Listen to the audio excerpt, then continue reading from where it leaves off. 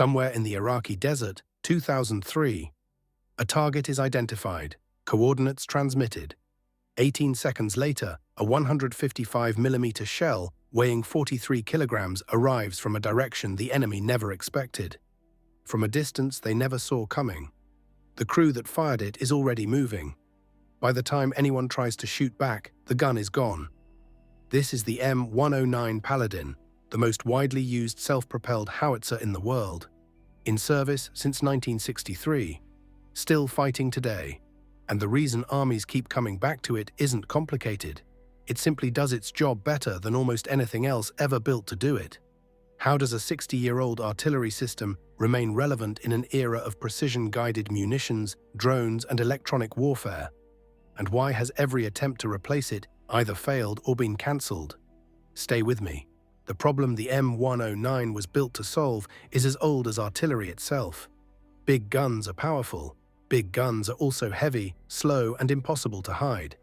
Horse-drawn artillery of the Napoleonic era had the same fundamental weakness as the towed howitzers of World War II. The gun stays where you put it, and eventually the enemy figures out where that is. Self-propelled artillery changed the equation. Put the gun on tracks, give it armor, let it move with the forces it supports. The concept existed before the M109. The Americans had used self-propelled guns throughout World War II. But by the late 1950s, those systems were aging, underpowered, and increasingly outranged by Soviet artillery that NATO was watching develop with growing concern. The M109 was the answer.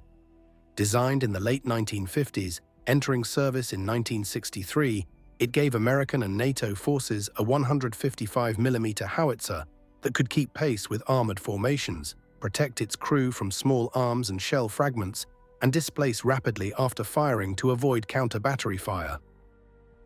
Shoot and scoot, the tactical philosophy that would define mobile artillery for the next 60 years, was built into the M109 from the beginning. Let's talk about what the M109 actually is, because the specifications tell a story of deliberate, practical engineering rather than flashy innovation. 28 tons in its original form, growing to around 30 tons in later variants. The aluminum hull, the same material philosophy as the M113, built around the same era, keeps the weight manageable while providing protection against small arms and fragments. Nobody pretends the M109 can take a direct hit from serious anti-armor weapons. It doesn't need to. Its survival strategy is distance and mobility, not armor. The 155mm M126 howitzer in the original M109 had a range of approximately 14 kilometers with standard ammunition. Effective, but not exceptional by the standards of what was coming. The M109A6 Paladin, the most widely operated modern variant, carries the M284 cannon with a range of up to 30 kilometers with standard rounds and over 40 kilometers with rocket-assisted projectiles. That's the distance from one side of a major city to the other, delivered with accuracy measured in meters. The crew is 4: commander, driver, gunner, loader.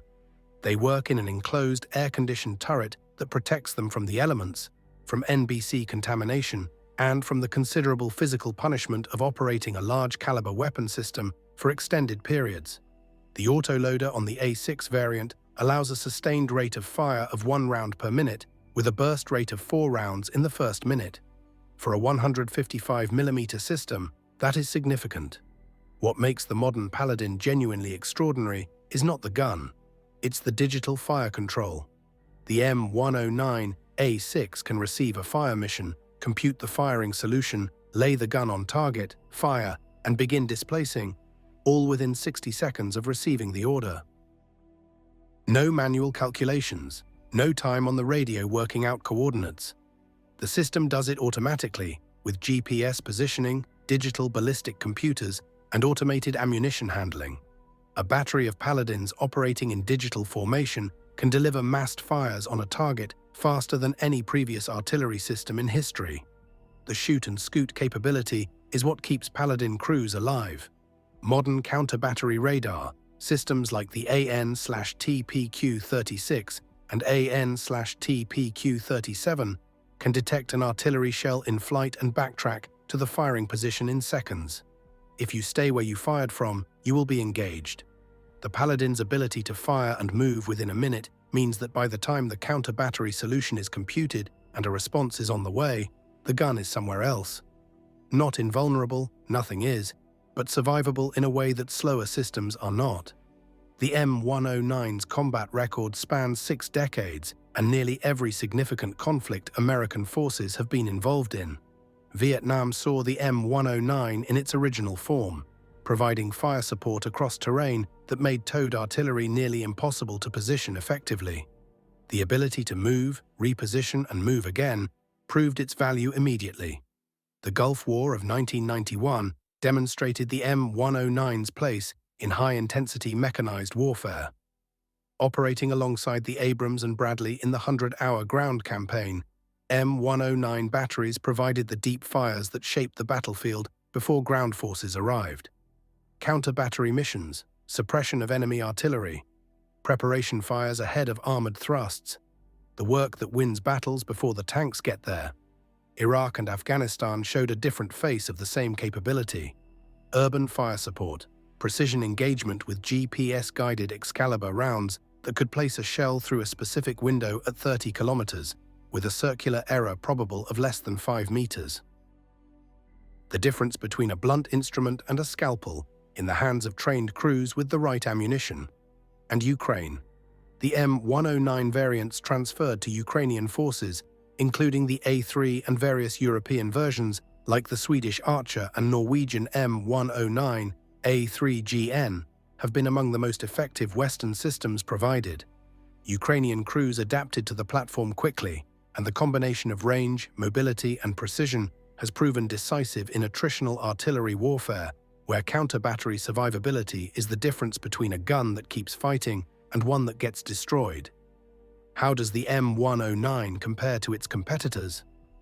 Against the Soviet Tu-S3 Akatsiya, the closest direct Soviet equivalent, the M109 has better mobility, better crew protection, and in modern variants, significantly better range and fire control.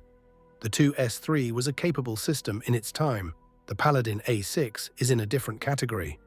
Against the German PZH-2000, arguably the most capable wheeled or tracked self-propelled howitzer currently in service, the Paladin concedes ground. The PZH-2000 has longer range, higher rate of fire, and more automation. It is also significantly more expensive and complex. The M109's advantage is its production numbers, its global support infrastructure, and its 60 years of operational refinement. The PZH-2000 is the better gun. The M109 is the more available, more supportable, more proven system.